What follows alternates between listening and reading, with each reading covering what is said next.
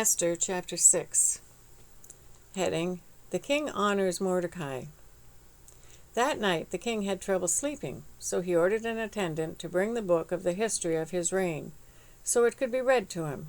In those records he discovered an account of how Mordecai had exposed the plot of Bigthana and Teresh, two of the eunuchs who guarded the door to the king's private quarters.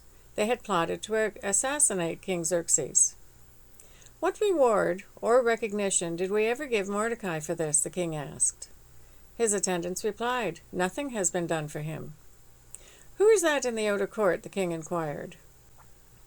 As it happened, Haman had just arrived in the outer court of the palace to ask the king to impale Mordecai on the pole he had prepared. So the attendants replied to the king, "Haman is out in the court." "Bring him in," the king ordered. So Haman came in, and the king said, "What should I do to honor a man who truly pleases me?" Haman thought to himself, "Whom would the king wish to honor more than me?"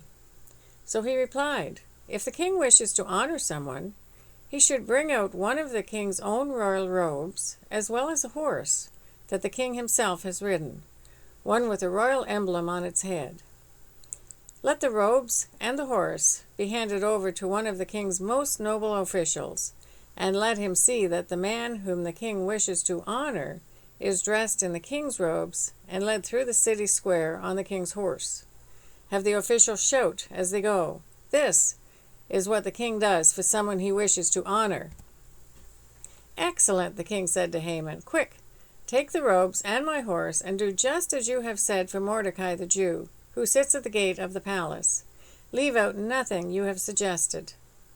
So Haman took the robes and put them on Mordecai, placed him on the king's own horse, and led him through the city square shouting, "This is what the king does for someone he wishes to honor."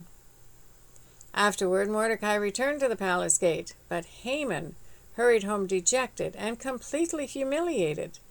When Haman told his wife Zeresh and all his friends what had happened, his wise advisors and his wife said, "Since Mordecai, this man who has humiliated you, is of Jewish birth, you will never succeed in your plans against him. It will be fatal to continue opposing him." While they were still talking, the king's eunuchs arrived and quickly took Haman to the banquet Esther had prepared.